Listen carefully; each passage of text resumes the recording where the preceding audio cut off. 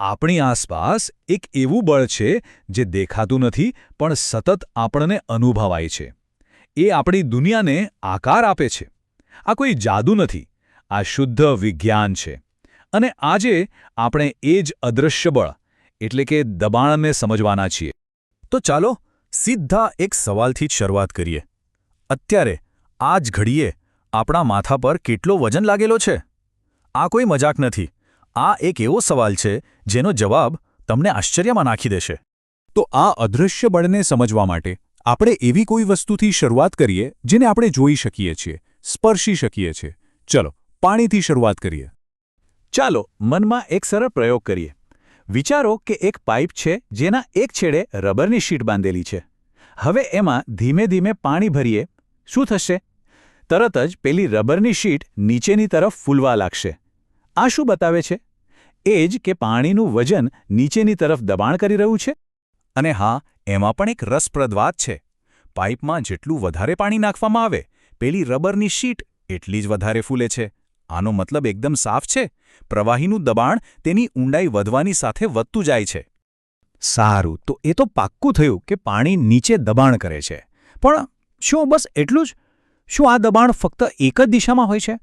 કે પછી પાણી જે વાસણમાં ભર્યું હોય એની દિવાલો પર પણ ધક્કો મારતું હશે? ચાલો એ પણ જાણી લઈએ. આ વખતે પ્રયોગ થોડો અલગ છે. રબરની શીટ પાઇપના તળિયે નહીં પણ એક બોટલની સાઇડમાં લગાવેલી છે.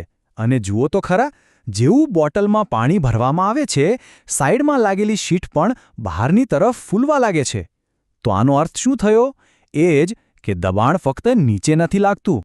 તો આ પ્રયોગો પરથી આપણે શું શીખ્યા? પહેલી વાત, પ્રવાહી નીચે તરફ દબાણ કરે છે.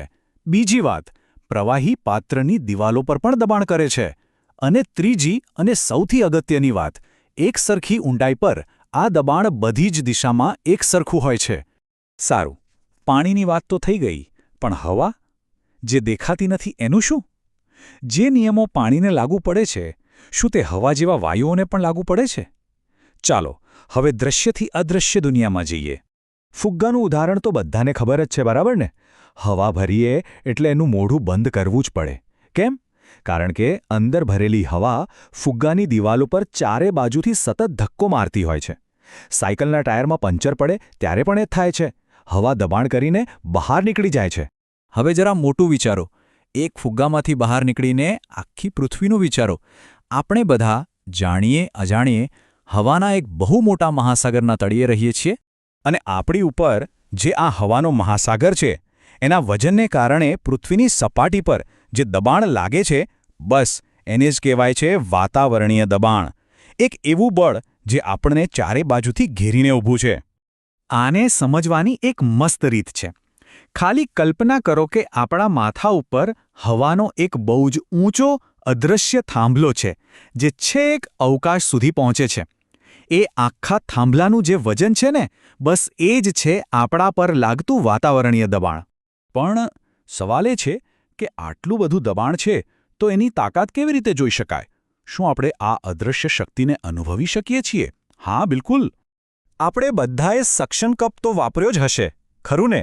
જ્યારે એને કોઈ સપાટી પર દબાવીએ છીએ ત્યારે એની નીચેની બધી હવા બહાર નીકળી જાય છે. હવે બહાર હવાનું દબાણ બહુ વધારે છે અને અંદર લગભગ શૂન્ય. આ દબાણનો તફાવત જ કપને મજબૂતીથી ચોંટાડી રાખે છે. એને ખેંચવો પણ મુશ્કેલ બની જાય છે. 225 કિલોગ્રામ. આ આંકડો બરાબર યાદ રાખજો. આ માત્ર એક નંબર નથી. આ એ અદૃશ્ય બળનો અંદાજ છે જે આપણા પર સતત લાગી રહ્યું છે. પણ કઈ રીતે? અને લો, આવી ગયો આપણા પહેલા સવાલનો જવાબ.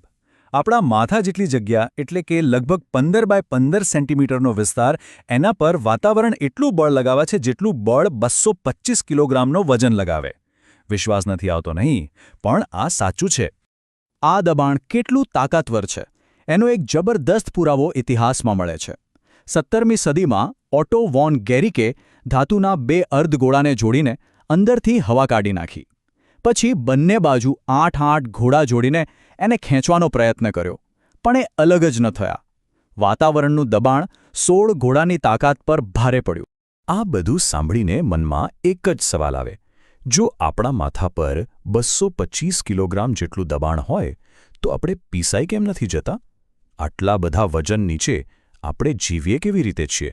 અને એનો જવાબ છે એકદમ પરફેક્ટ બેલેન્સમાં, એક સંપૂર્ણ સંતુલન.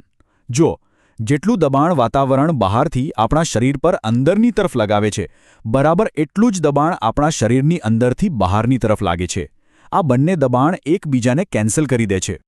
એટલે સાદી ભાષામાં કહીએ તો આપણે કચડાઈ નથી જતા, કારણ કે આપણી આસપાસ જે હવાનો અદૃશ્ય દરિયો છે એની સાથે આપણું શરીર એકદમ તાલમેલમાં, એક કુદરતી સંતુલનમાં જીવે છે. આ એક અદ્ભુત વ્યવસ્થા છે. દબાણ તો એવી ઘણી અદૃશ્ય શક્તિઓમાંથી એક છે જે આપણી દુનિયાને ચલાવે છે. ગુરુત્વાકર્ષણ, ચુંબકીય બળ, આ બધા બળો આપણને સતત પ્રભાવિત કરે છે. તો હવે પછી જ્યારે શાંતિથી ઊભા હો ત્યારે એ અદ્ભુત સંતુલનને જરૂર યાદ કરજો અને વિચારજો કે બીજી કઈ અદૃશ્ય શક્તિઓ આપણી દુનિયાને આકાર આપી રહી છે.